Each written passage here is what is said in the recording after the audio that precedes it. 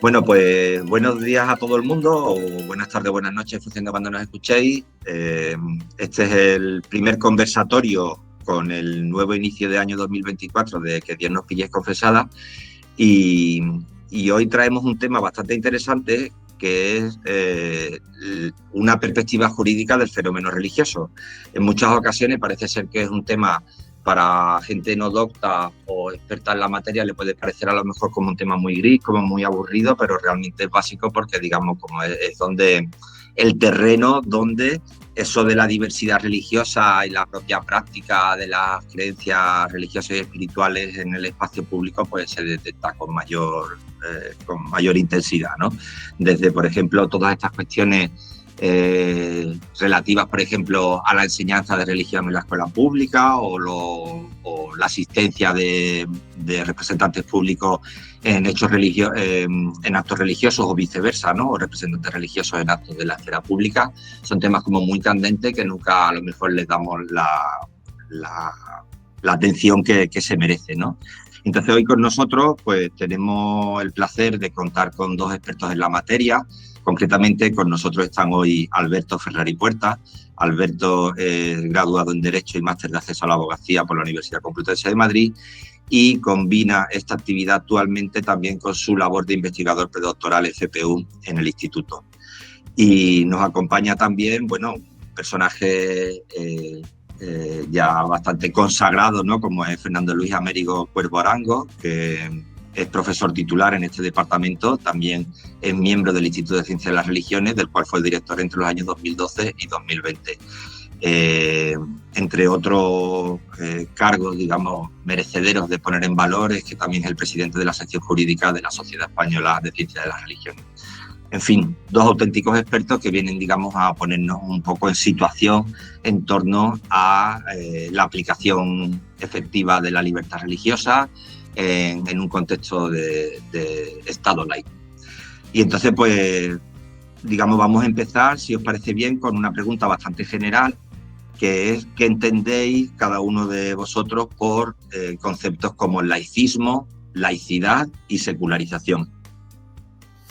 De acuerdo, bueno, pues empiezo yo mismo. A ver, la laicidad o el carácter laico del Estado es un adjetivo del Estado, es una opción que elige el Estado a la hora de regular su relación con los diferentes grupos confesionales.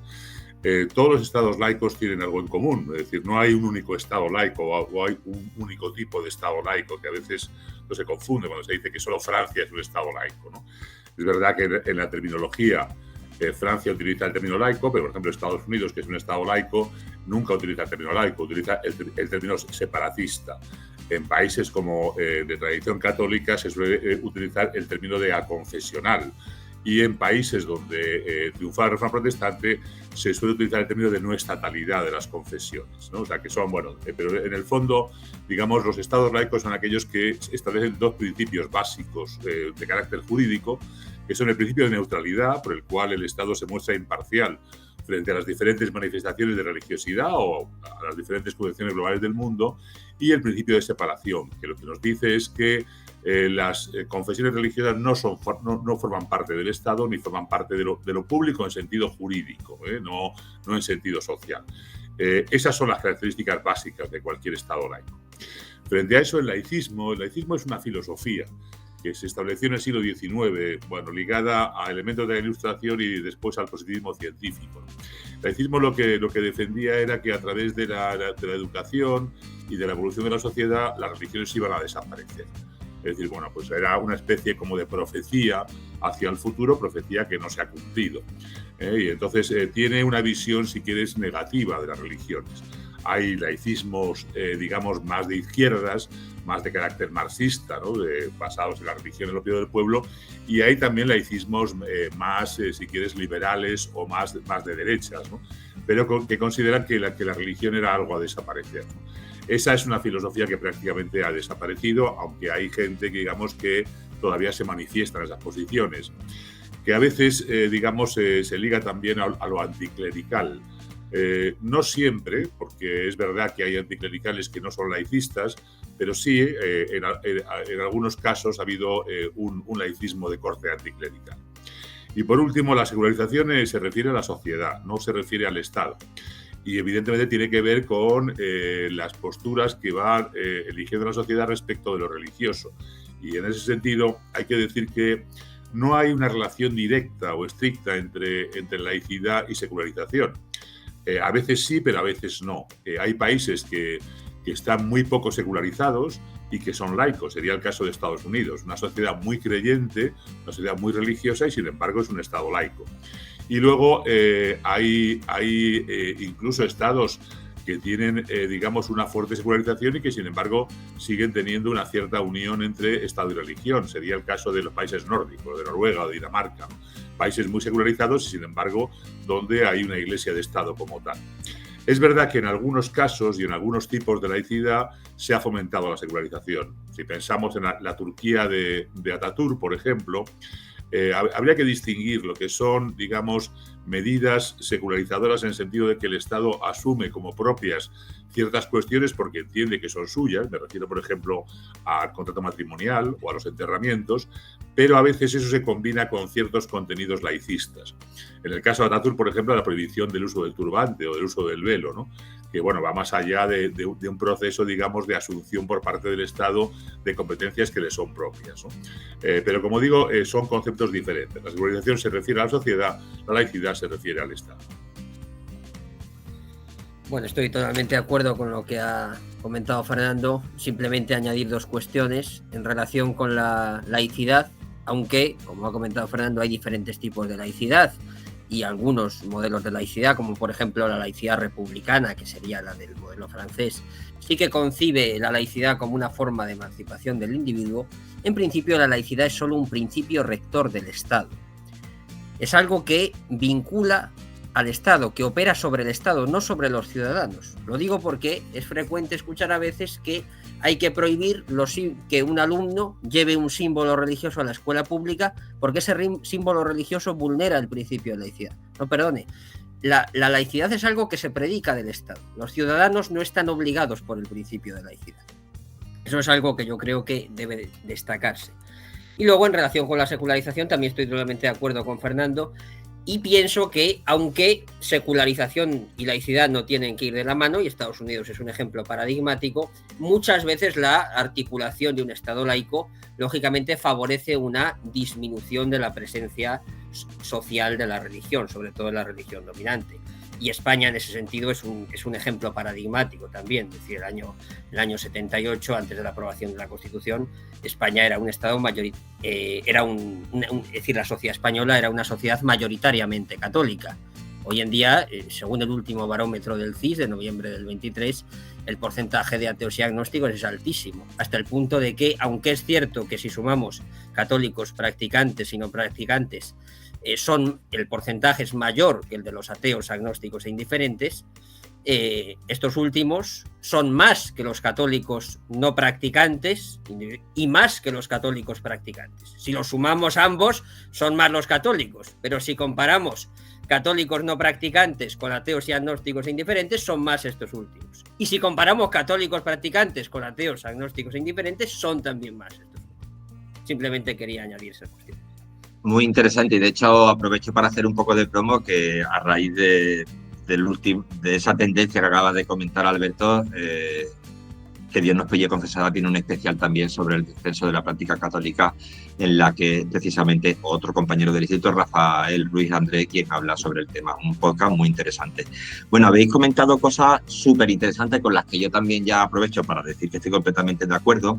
Y ya que nos ha quedado clara la diferencia entre laicismo y laicidad, o entre laicismo y Estado laico, y tú has puesto un ejemplo, Alberto, muy recurrente, en el que vamos a entrar con más detalle más adelante, el tema del alumno, ¿no? Del estudiante o de la estudiante que porta determinados símbolos religiosos en el aula, ¿no? Entonces, ¿cuál es la relación, digamos, entre Estado laico y libertad religiosa? Pues hombre, el Estado laico es el mejor marco para el desarrollo de la libertad religiosa. En realidad, la laicidad y los principios de neutralidad y separación están al servicio de la libertad religiosa. De lo que se trata es de establecer la máxima libertad posible y la máxima igualdad posible en esa materia. Es decir, hay una relación muy directa, de manera que en cierta medida se puede decir que el paradigma de la libertad religiosa se alcanza siempre en el Estado laico. Esto es algo que casi ya no se discute, incluso lo llegó a decir en su momento el Papa Francisco después de la JMJ de Brasil, ¿no? Dijo que el mejor marco para la regulación de la libertad religiosa era sin duda el Estado laico, ¿no? Es decir, esto es algo que empieza a ser reconocido. ¿Por qué? Porque además ese es el sentido último de la laicidad. Es verdad que la laicidad cuando se inicia a través del principio de separación. De lo que se trata es de eliminar, digamos, del antiguo régimen el carácter que tenían las religiones dominantes dentro de los estados, ¿no? Pero después, con la entrada de la neutralidad, lo que realmente se manifiesta es la importancia de la libertad religiosa, de la libertad de conciencia como elemento básico de la dignidad humana. O sea, queda perfectamente ligado al ámbito de los derechos fundamentales y se entiende que es el mejor marco para el desarrollo de ese derecho fundamental. Estoy totalmente de acuerdo con Fernando. Es cierto que puede haber estados no laicos que garantizan la libertad religiosa. El ejemplo de Dinamarca es uno. Dinamarca, la religión oficial es el protestantismo, es una iglesia-estado, pero se garantiza la libertad religiosa. Ahora bien, la garantía plena, el desarrollo pleno de la libertad religiosa solo se puede alcanzar en un estado laico. ¿Por qué? Porque solo el estado laico garantiza lo que se llama la igualdad en la libertad. Solo el estado laico permite que todos los ciudadanos sean igualmente libres, porque si hay una religión oficial, esa religión se encontrará en una posición privilegiada con respecto a los demás. Y puede ser que se reconozca la libertad religiosa a todos los ciudadanos, pero no todos los ciudadanos serán igualmente libres, porque los que pertenecen a la religión oficial estarán en una posición privilegiada con respecto a los demás. Claro. Bueno, pues precisamente tirando también de eso que dices, Alberto, de privilegiar una determinada confesión, y retomando el tema de la educación, no sé si el término podría ser educación laica, que no laicista, pero ¿qué opináis sobre ese tipo de educación en la que no se favorece ninguna creencia religiosa en particular, no se privilegia ninguna creencia religiosa en particular? ¿Cuáles son, digamos, los beneficios de este tipo de educación y también cuáles son los desafíos y los retos, claro, que tiene que afrontar la sociedad y los poderes públicos? Bien, claro, la educación pública, como educación laica, parte de un principio que es el principio de neutralidad. Es decir, ¿eso qué significa? Significa que de lo que se trata es de no imponer, una determinada ideología o una determinada confesión religiosa a los estudiantes, sino que ellos mismos tienen que tener los instrumentos para elegir libremente lo que quieren ser o cómo quieren ser o en qué quieren creer.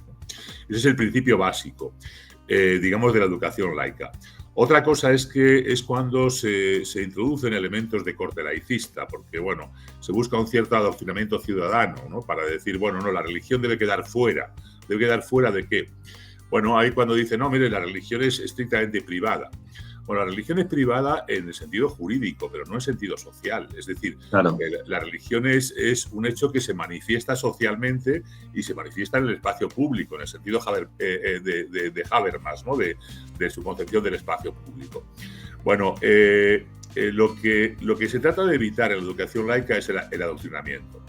Frente a la educación confesional, que en un momento dado sí que trata de adoctrinar, está en su propia, idiosincrasia. La educación laica lo que trata es de dejar que sea el alumno, el ciudadano, el que vaya eligiendo las diferentes opciones. En ese sentido, vamos a ver, la educación laica no tiene por qué ser contraria, por ejemplo, a la explicación de las religiones en sentido confesional, en el sentido social e histórico que han tenido, y sería perfectamente legítimo y perfectamente razonable para una educación laica esa explicación. Incluso cabe la posibilidad de que se explicara educación confesional. Ahora bien, no como parte del contenido, de los programas educativos, sino como una materia alternativa, en la cual el Estado lo que hace es coopera con las confesiones y pone a su disposición los espacios educativos para que luego ellos, puedan explicar su concepción religiosa. Pero sería una actividad más extraescolar que una actividad puramente que forme parte del programa de estudios, ¿no? Ese es el sentido lógico de la educación laica. Estoy totalmente de acuerdo. Es decir, yo creo, volviendo a lo de antes, que la educación laica es la única que garantiza la igualdad en la libertad, ¿no? Que en este caso los alumnos sean igualmente libres. Hablo, por supuesto, de educación laica, no de una educación laicista hostil hacia la religión, que sería contraria a la propia laicidad porque sería contraria a la neutralidad. Si pretende adoctrinar en el rechazo a la religión, ya no sería una educación neutral. Y estoy totalmente de acuerdo en que lo ideal es que la enseñanza de las religiones en la escuela sea una enseñanza no confesional. Creo que otorga muchos beneficios, permite a los alumnos conocer acerca de todas las religiones. Muchas veces el conocimiento de otras religiones es muy reducido, e incluso de la propia religión católica a veces el conocimiento es reducido entre los alumnos, y esto les permitiría conocer siempre desde un punto de vista no confesional el contenido de estas religiones. Además sería una disciplina humanística, lo cual está muy bien en una época en la que las disciplinas, las asignaturas de humanidades están algo asediadas en secundaria.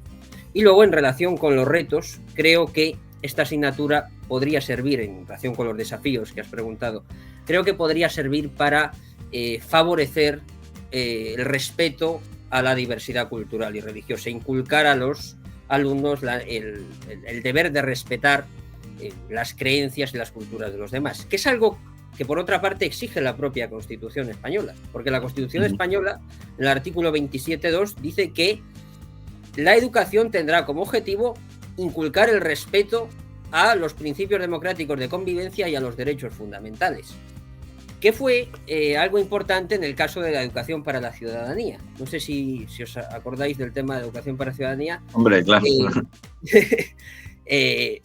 Hubo algunos alumnos que objetaron en conciencia a la educación para la ciudadanía. Dijeron que no querían cursar esa asignatura porque era adoctrinador, etc.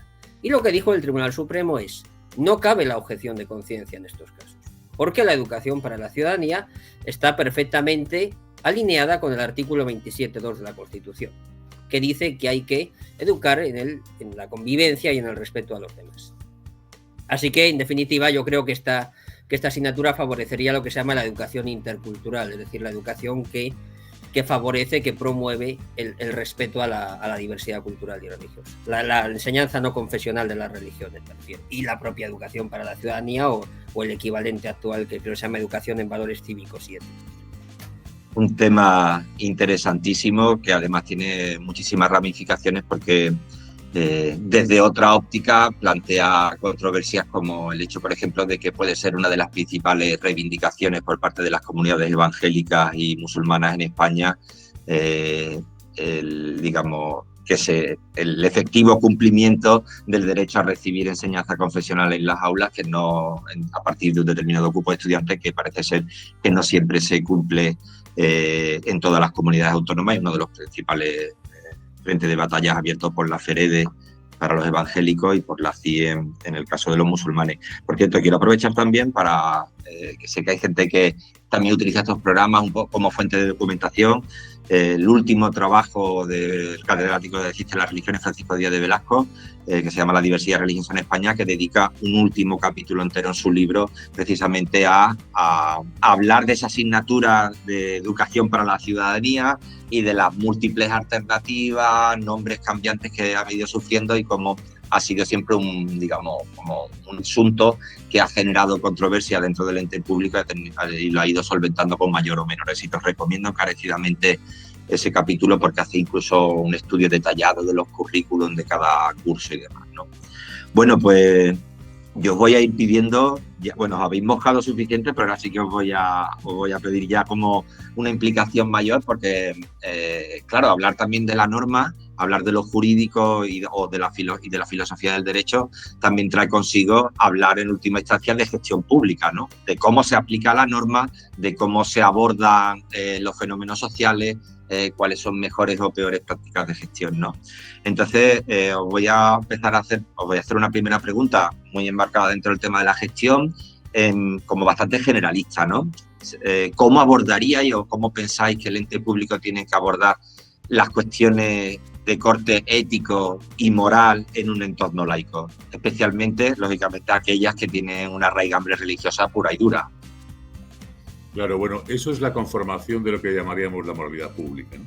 Ajá. La moralidad pública en un momento determinado, bueno, es el conjunto, si quieres, de normas o reglas que una sociedad acepta como buenas o válidas.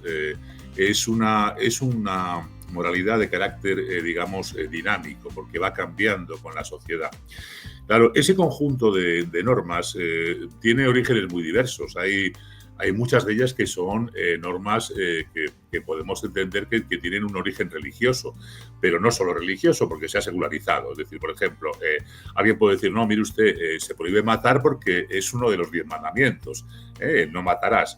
Y hay quien dice, bueno, no, mire, yo no soy religioso, pero sin embargo considero que no se debe matar porque es un atentado contra la dignidad humana y porque atenta contra los derechos fundamentales.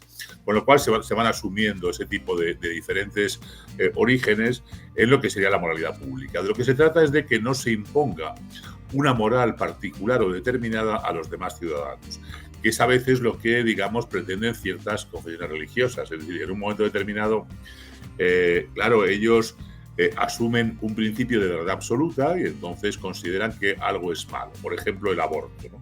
Y entonces dicen, no, mire usted, es que el aborto es ilegal e ilegítimo. Bueno, no es ilegal ni ilegítimo en la medida en que sea aprobado por un parlamento democrático y sea consecuencia de la elección mayoritaria de la ciudadanía, representada, digamos, en los parlamentos de cada uno de los países, ¿no? Bueno, claro, hay siempre tensiones entre morales particulares y moral general. Pero lo que hay que entender es que la única manera de conformar, digamos, una sociedad sería ese conjunto de normas que, como digo, va evolucionando. Es decir, lo que ahora nos parece normal, igual hace 40 años nos parecía inmoral, ¿no? Es decir, hace 40 años alguien en una playa, una chica, se quitaba la parte de arriba del bikini y nos parecía inmoral. Hoy en día a nadie le parece inmoral el topless en una playa, ¿no? Esos son cambios que se van produciendo y que, digamos, son parte de la moralidad pública. Ya no hay un atentado contra la moralidad pública por el hecho de que una mujer se bañe en topless. Es decir, eso ha desaparecido completamente, ¿no? Bueno, lo que pasa es que a veces, claro, las confesiones lo que quieren es imponer su moral particular. Y claro, si imponen su moral particular, al final lo que se genera es una desigualdad entre los demás ciudadanos.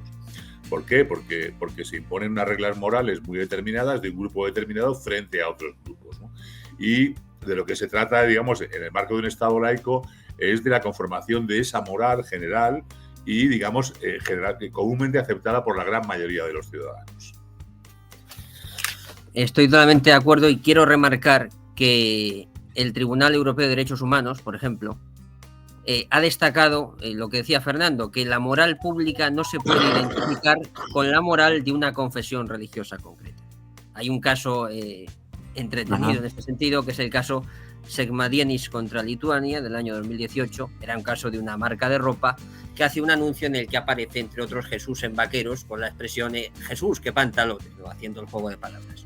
Entonces, es sancionado por la ley de publicidad de allí, porque se entiende que ese anuncio es contrario a la moral pública. Acude el representante de la marca de ropa al Tribunal Europeo de Derechos Humanos y lo que dice el Tribunal Europeo, entiende que se ha vulnerado la libertad de expresión, entre otras razones, porque no se puede identificar la moral pública con la moral católica, ni con la moral de ninguna otra religión, porque la moral pública tiene que ser el conjunto de valores compartidos por la inmensa mayoría de la sociedad. El mínimo ético común, como dice el Tribunal Constitucional, compartido por la inmensa mayoría de la sociedad. Entonces tienen que ser no puede estar formada por una única tradición religiosa, tendría que estar formada por todas las tradiciones religiosas y filosóficas que hay. O al menos que representan en mayor medida el sentir social, ¿no? Claro. Eso es, efectivamente. Bueno, pues vamos a seguir ahondando en este tipo de cuestiones. Un tema que parece, o si no corregidme vosotros, que parece que puede haber más o menos consenso, es el uso de símbolos religiosos en instituciones públicas, o no. Pero el que sí que sigue generando cierta controversia, quitando lo que serían los objetos y poniendo las personas, ¿no? Precisamente sería la participación de líderes religiosos en actos públicos, o como decíamos al principio, o viceversa, ¿no? La participación de representantes y cargos públicos en actos religiosos. os voy a pedir de nuevo esa mayor implicación. No es tanto qué opináis, sino cómo se abordan este tipo de canjes, ¿no? Entre lo público entendido como lo gubernamental, ¿no? En cualquiera de sus divisiones territoriales, con lo que son los actores religiosos. Bueno, aquí hay diferentes cuestiones y puede ser más o menos complejo. A ver, respecto de la participación, digamos, de autoridades religiosas en actos públicos, bueno, pues depende de cómo se produzca esa participación y de cómo sea el acto público. O sea, no es lo mismo realizar un funeral de Estado de corte católico, porque eso atenta contra el principio de laicidad, que el hecho de que en un momento determinado haya representantes de las confesiones religiosas como representantes de otros sectores sociales, ¿no? Pongo un ejemplo claro, que lo hemos vivido en España. Si recordamos en un momento determinado lo que se produjo con el terremoto de Lorca, hubo un funeral de Estado católico, al cual algunas víctimas no fueron porque no eran católicas y no se sentían representadas en ese funeral de Estado. Eso para mí era una violación clara del principio de laicidad. Sin embargo, por ejemplo, cuando vimos los actos que se hicieron por los muertos de la COVID en un momento determinado, bueno, era un acto, digamos, estatal y, sin embargo, sí había representantes de las confesiones religiosas. Estaban presentes diferentes miembros. Pluriconfesional. Era pluriconfesional. Eso me parece perfectamente correcto, igual que había presencia de otros sectores sociales. Estaban los secretarios generales de los sindicatos y de otras organizaciones sociales. Bueno, ¿por qué? Porque era un acto que incluía todo el ámbito, digamos, de la sociedad española, que es de lo que se trata. Entonces hay que diferenciar a la hora de hacer eso y cómo se hace, ¿no? Es decir, y evitar una confusión entre una función estatal, como sería, por ejemplo, el funeral de Estado, y una función religiosa, ¿no? Eso no impide que luego, por ejemplo, las confesiones puedan hacer sus actos particulares, a los cuales también pueden acudir representantes públicos. Lo que pasa es que, claro, los representantes públicos no deben ir solo a los actos católicos, deberían ir también a los actos que organice la confesión musulmana, la evangélica, la judía, los bajáis o cualquier otro tipo de confesión, ¿no? Diferenciando lo que es, digamos, el ámbito estatal de lo que es el ámbito religioso. Luego, claro, la participación, digamos, en ciertos actos religiosos de actores, digamos, públicos, tiene que ver también un poco con otros criterios, ¿no? Estoy pensando, bueno, en actos en un momento determinado a los cuales acude en un momento determinado representantes públicos, ¿no?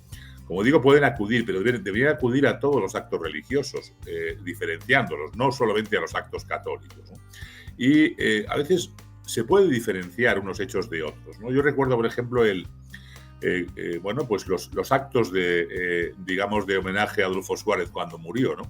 Se produjo un acto en el Congreso, un desfile militar delante de las Cortes, bueno, ese era el acto estatal. Luego, Adolfo Suárez fue enterrado, digamos, en la Catedral de Ávila, porque esa era su petición, y ahí es verdad que acudieron representantes públicos, pero bueno, se diferenciaba lo que era el acto estatal de lo que era el acto religioso. Y creo que eso es importante a la hora de gestionarlo, ¿no? Luego hay otras cuestiones que son más complejas, luego hablaremos de ello, ¿no? Que es el tema de la Semana Santa y la presencia de autoridades públicas, este tipo de actos, ¿no? Que tiene también sus particularidades dentro de la propia gestión. Yo creo que a veces no se gestiona bien del todo, y habría que regular mejor ese tipo de cuestiones, ¿no? Para diferenciar lo que es estatal de lo que es religioso, pero en principio yo no soy contrario a que haya presencia de autoridades públicas en actos religiosos, siempre que vayan a varios actos religiosos y que tengan ese carácter más pluriconfesional, o el hecho de que haya presencia de autoridades confesionales en actos como representantes sociales, única y exclusivamente. Estoy totalmente de acuerdo. Bueno, yo voy a responder más a la pregunta que has hecho de los símbolos. Creo que hay que distinguir entre símbolos personales y símbolos institucionales. Y los símbolos institucionales son los que están incorporados o adheridos a una institución pública. Imaginémonos, por ejemplo, un crucifijo en una escuela pública. En cambio, los símbolos personales son los que llevan las personas por razón de sus creencias. Por ejemplo, un crucifijo en el cuello. Volvemos a lo de antes. La laicidad es un principio rector del Estado, no de los ciudadanos de a pie. Los ciudadanos no están vinculados por el principio de laicidad, por lo tanto, en mi opinión, podrían llevar símbolos religiosos en lugares, tanto en instituciones públicas, es decir, por ejemplo, una escuela pública, como lógicamente en el espacio público, es decir, en la calle. Distinto es el caso de los funcionarios públicos, porque los funcionarios públicos, en tanto que representantes del Estado, al menos los que tienen una uniformidad obligatoria, policías, jueces, que además son los que tienen más capacidad coactiva, a ellos sí que se les debería prohibir el uso de símbolos religiosos. Es decir, un juez o un policía que tiene que llevar un uniforme obligatorio, ese uniforme obligatorio ya evidencia, digamos, una identificación plena con el Estado. Por eso llevan ese uniforme obligatorio. Y en esos casos, en mi opinión, el llevar símbolos religiosos sí que puede prohibirse. Luego hay un tema todavía más discutible o más polémico, que es el tema de los profesores de la escuela pública. Ahí hay que distinguir, porque, por ejemplo, esto se ha planteado también en el Tribunal de Estrasburgo. Había una profesora de infantil en Suiza que llevaba velo. Se le prohibió llevar velo, ella acudió al Tribunal de Estrasburgo y el Tribunal de Estrasburgo entendió que la condena era correcta, por así decirlo, porque llevar un símbolo religioso ante niños tan pequeños podía tener cierto carácter adoctrinador. Eran niños muy pequeños, por lo tanto eran niños más influenciables y el llevar un símbolo religioso les podía adoctrinar. Distinto es, por ejemplo, un profesor en el ámbito universitario. Un profesor en el ámbito universitario, lógicamente, esa potencialidad adoctrinadora del símbolo religioso se reduce notablemente. Aunque aún así yo tengo mis dudas, porque yo me acuerdo, por ejemplo, a nuestros alumnos de Ciencias de las Religiones, yo les preguntaba, si yo llevara una cruz al cuello, ¿hablaríais con la misma libertad? Y quien dice una cruz dice cualquier otro símbolo de otra religión, y me dijeron que no. Entonces, para mí eso es más debatible. Y luego, con respecto a los símbolos institucionales, si están secularizados, si han perdido su significado religioso, tampoco vulneran el principio de laicidad. Y en principio, lógicamente, símbolos religiosos institucionales no puede haber. No puede haber un crucifijo en la escuela pública, porque vulneraría la neutralidad. Pero si están secularizados, no, sí que serían admisibles. Por ejemplo, la cruz en la bandera de Asturias. Siempre hacemos la broma, Fernando y yo, de que hay un partido de izquierda independentista asturiana que se llama Andechastur, que tiene como símbolo la cruz de Asturias y la estrella roja. Más secularizado que eso, imposible, ¿no? Pues sí que es verdad. Sí, hay algunas cuestiones, porque con el tema de los símbolos institucionales, evidentemente sería el carácter secularizador, o sea, que nadie, si atendemos no solo la bandera de Asturias, si vemos la bandera de Galicia aparece el Santo Grial, que es también un símbolo religioso, pero evidentemente está secularizado, ¿no? Y lo mismo ocurre con infinidad de escudos o de banderas autonómicas o municipales, ¿no? Bueno, eso el Tribunal Constitucional ha entendido que es consecuencia de un proceso histórico y que hoy en día se encuentra plenamente secularizado, es decir, que no genera una clara identificación del Estado con una confesión religiosa determinada. Luego, claro, en los símbolos institucionales también hay que distinguir ciertas cosas, ¿no? Lo que son removibles de lo que no son removibles. O sea, no es igual quitar el crucifijo de un aula, que sencillamente es descolgarlo y que evidentemente no plantea ningún problema, que en un momento dado pues nos podemos encontrar con el hecho de que haya un bajorrelieve dentro de una escuela, un bajorrelieve de corte religioso. Bueno, pues no se trata de picar el bajorrelieve. Es decir, ahí lo que hay que hacer es ver si tiene una protección específica por parte del Estado. Es decir, ¿qué protección sería? Bueno, la de que es un bien de interés cultural o de interés artístico, ¿no? O a veces incluso, por ejemplo, con lo de la Semana Santa, ¿no? Vamos a prohibir en un momento determinado, la presencia de fuerzas públicas en el ámbito, el Jueves Santo sevillano. Oiga, mire usted, eso está declarado Patrimonio de la Humanidad. Entonces, hay un interés estatal, de otro corte, que también podría entenderse como secularizado. Es decir, hay quien acude a la Semana Santa sevillana por motivos religiosos y quien acude sencillamente para ver una manifestación cultural, ¿no? Ese carácter es el que hay que tener en cuenta y eso deberían hacerlo los jueces, que a veces no lo hacen, ¿no? Hay una sentencia conocida que se produjo en el Ayuntamiento de Zaragoza, porque en un momento dado, cuando Alberto Belloc, que era el alcalde, ponía a presidir las sesiones de la alcaldía con un crucifijo del siglo XVII. El crucifijo, el hecho de que esté en la sala de plenos, en la medida en que era un bien de interés cultural, está permitido. Otra cosa es que presida la sala, porque eso no debería hacerlo. Es decir, claro que puede estar en el pleno, pero lo que no tiene que hacer es presidir el pleno como tal, ¿no? Entonces hay que jugar con esos elementos, ¿no?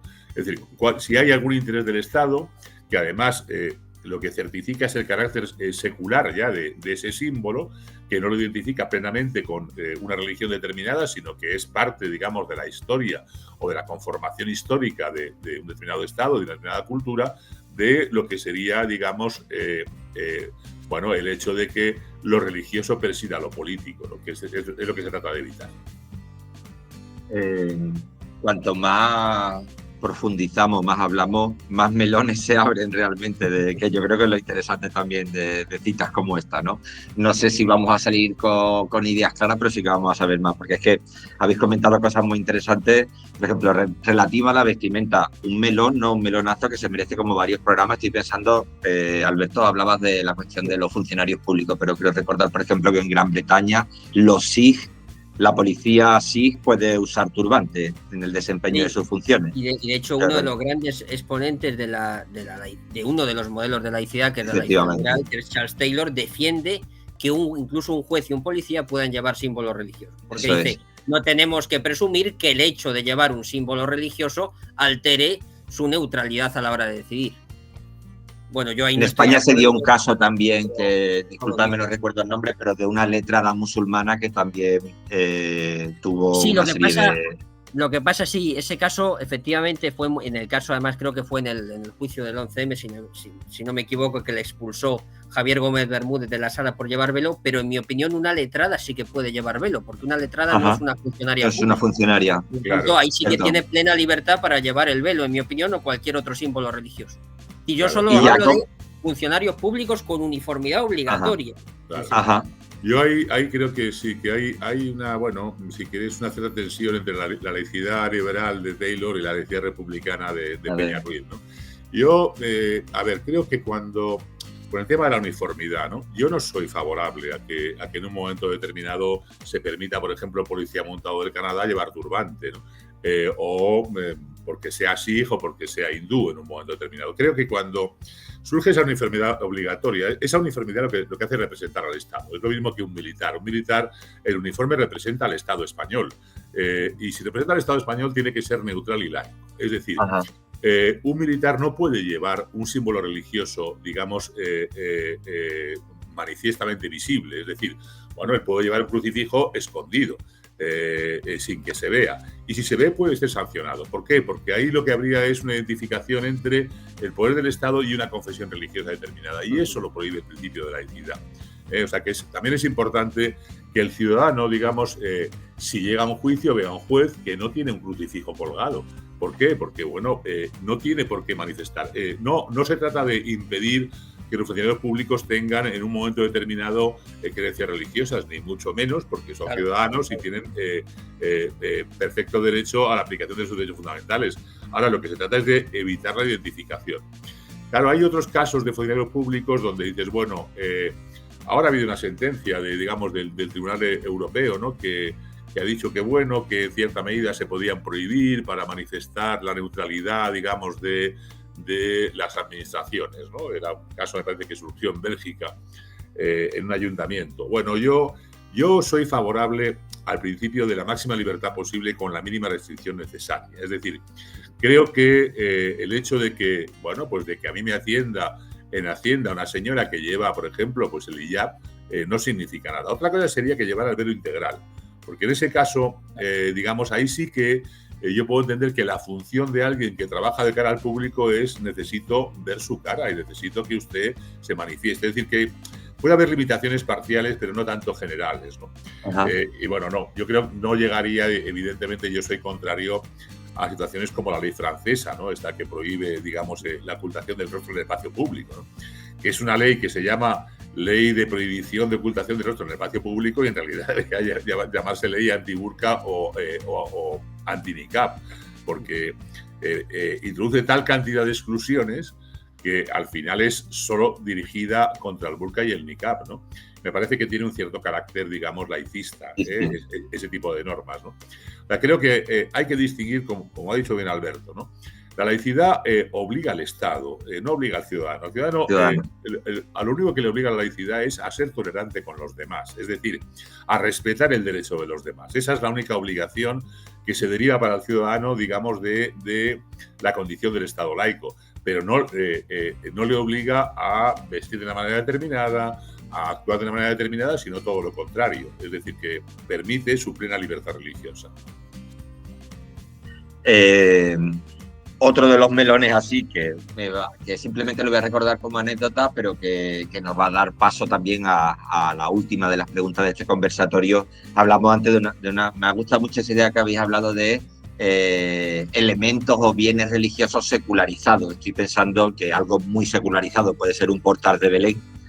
Y estoy recordando la polémica con la anterior alcaldesa, con Manuela Carmena de Ahora Madrid, cuando decidió, creo recordar, suprimir el Belén de la Puerta de Alcalá. Y hubo todo un sector que reaccionó en contra de la... No sé cuánto o más o menos secularizado sería el portal de Belén, pero de repente me ha evocado lo que comentabas, Alberto, pues ese momento. Bueno, y hablando por tanto de festividades cristianas, especialmente católicas como la Navidad, bueno, también cristianas en general, 25 de diciembre, 6 de enero, Viernes Santo, iba a decir Jueves Santo, pero Jueves Santo ya no es fiesta en todas las comunidades autónomas o festivo en todas las comunidades autónomas. ¿Cómo se puede diferenciar entre la influencia de la cultura católica? Es decir, estos días son días festivos, ¿no? Generalmente no laborables para muchos sectores de la población española, y la práctica activa de la religión en este contexto. Porque yo sí que hablo con musulmanes y con musulmanas, por ejemplo, en el que me dicen, bueno, pero es que a lo mejor a mí mi domingo podría ser el viernes, ¿no? Para poder, bueno, hablando un poco de cómo se congenia este asunto de un Estado laico, pero por el comentario Lacan de festivos o no laborables coinciden con fechas señaladas religiosas, ¿no? Salvo el 1 de mayo. Claro, a ver, lógicamente las festividades o los días festivos también han sufrido un proceso de secularización. Es decir, claro, la tradición genera, por ejemplo, que en los países de mayoría católica el domingo sea el día festivo. Eso ha ocurrido, digamos, en infinidad de países, ¿no? Bueno, ¿eso qué significa al cabo del tiempo? Bueno, ahí es donde surge la posibilidad de introducir ciertos elementos de gestión, como el acomodo razonable, ¿no? El primer caso de acomodo razonable que se produjo en Canadá es el caso de Sears contra Simpson, ¿no? Simpson era un judío que trabajaba en los almacenes Sears, y lo que dijo es que, bueno, el hecho de que el festivo siempre fuera el domingo, a él le impedía la práctica de su religión, puesto que era judío y él quería realizar, digamos, su compromiso confesional el sábado, que es el día, digamos, elegido como festividad para los judíos, ¿no? Bueno, el tribunal al final le dio la razón en el sentido de decir de que se está produciendo una discriminación indirecta. Es decir, bueno, dice, aunque el domingo sea secularizado y sea una norma aparentemente neutral, sin embargo, genera una discriminación indirecta hacia aquellos ciudadanos que tienen un día festivo distinto, ¿no? Bueno, en España hubo un caso que llegó al Tribunal Constitucional, que fue el caso del adventista del séptimo día. Bueno, el tribunal al final no le dio la razón y, bueno, entendió que el domingo estaba secularizado. Pero es verdad que esa sentencia, yo recuerdo que me lo comentó Tomás y Valiente, lo que dijo, yo estuve pensando en introducir un voto particular, ¿no? Porque no estaba muy de acuerdo. Entonces ahí hay que, y bueno, yo creo que también ha cambiado mucho la sociedad. Hoy actualmente, con la libertad horaria que existe, no habría ningún problema en regular la cuestión, digamos, de el día festivo, atendiendo a las necesidades religiosas de cada ciudadano. Es decir, si yo trabajo en una gran superficie que abre todos los días, bueno, pues no tengo ningún problema en que si soy musulmán se me dé el viernes como día festivo y a un católico se le dé el domingo. Es decir, es una cuestión meramente regulatoria, ¿no? De hecho, hay empresas, hay que reconocer que ahí ya son claro, numerosas las empresas que empiezan a incluir este tipo de acomodos. Exactamente, ¿no? Es verdad que en los acuerdos se deja un poco la vía abierta a un acuerdo entre empresarios y trabajadores, ¿no? Bueno, respecto, sobre todo con los musulmanes, respecto al Ramadán o el tema del viernes, ¿no? Bueno, ahí hay que buscar soluciones de caso por caso, porque no es lo mismo, por ejemplo, cuando hablamos de una cadena de producción donde es necesario que esté el trabajador. Mire, aquí hay que buscar una solución que no afecte a la empresa. En la medida en que su presencia o su ausencia el viernes, por ejemplo, no genera un problema en la cadena de producción, hay que permitirlo. Si ya lo genera, si genera un perjuicio a la empresa, ya la cuestión sería distinta, ¿no? Pero bueno, habría que articular ese tipo de fórmulas que a veces aquí cuestan un poco porque yo creo que nos falta cultura de la gestión de la diversidad. Y cuando hablo de falta de cultura de gestión de la diversidad no me refiero solo a los empresarios, me refiero incluso a los poderes públicos. O sea, estoy hablando de de cómo a veces han resuelto los jueces algunos casos, ¿no? Que es un desconocimiento absoluto, digamos, de la gestión de la diversidad, y han ido jugando. Estoy pensando, por ejemplo, en el caso de la niña madrileña que pedía que se le eximiera de comer carne de cerdo en un colegio, ¿no? Bueno, llegó a los tribunales y el Tribunal Superior de Justicia de Madrid no reconoció ese derecho, y debería haberlo reconocido, ¿no?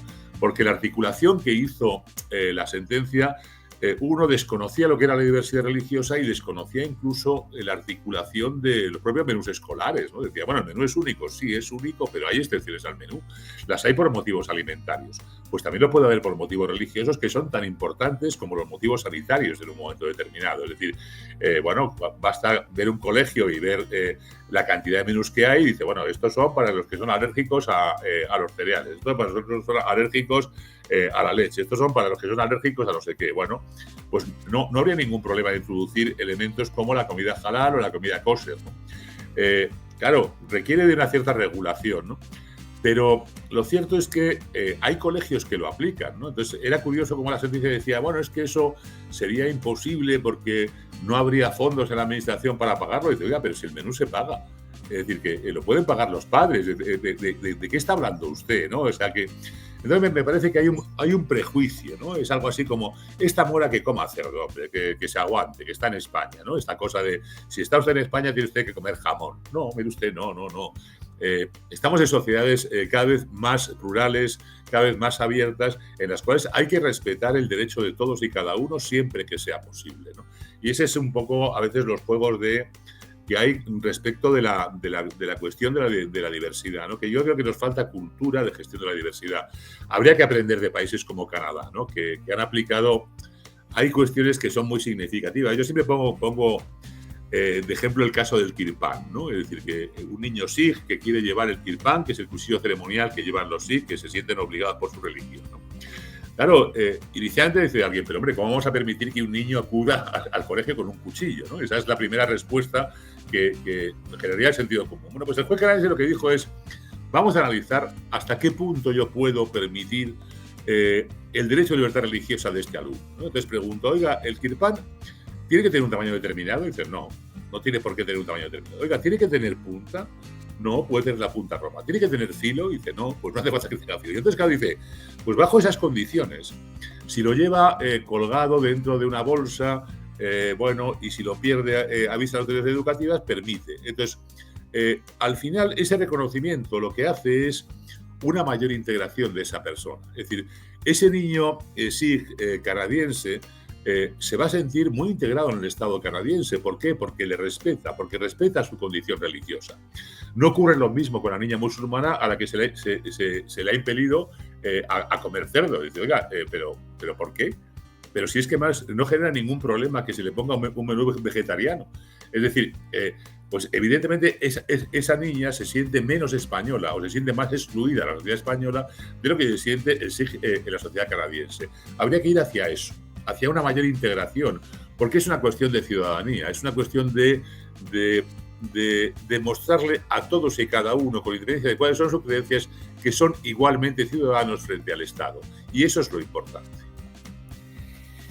Bueno, poco más hay que añadir, simplemente estoy totalmente de acuerdo. Yo creo que el hecho de que las festividades en España coincidan con las de la tradición católica, Nochebuena, el Día de Reyes, la Epifanía, Semana Santa, no vulnera de por sí el principio de laicidad, pero hay que introducir la figura del acomodo razonable, que es, como ha comentado Fernando, de tradición anglosajona y más particularmente canadiense, para pues permitir que las personas que no profesan la religión católica puedan sustituir los días festivos propios de esa confesión por otros. Ahora bien, como también ha comentado Fernando, hay un límite al acomodo razonable, que es no se puede exigir un esfuerzo desproporcionado al Estado o a la empresa para adoptar ese acomodo. Es decir, no se puede exigir al Estado o a la empresa que renuncie en este caso a sus propios objetivos, a su producción para adoptar el acomodo. Y se me ocurre un ejemplo. ¿Podría pedir un profesor de religión distinta a la católica que se sustituyan las fiestas navideñas o las fiestas de Semana Santa por otras para él?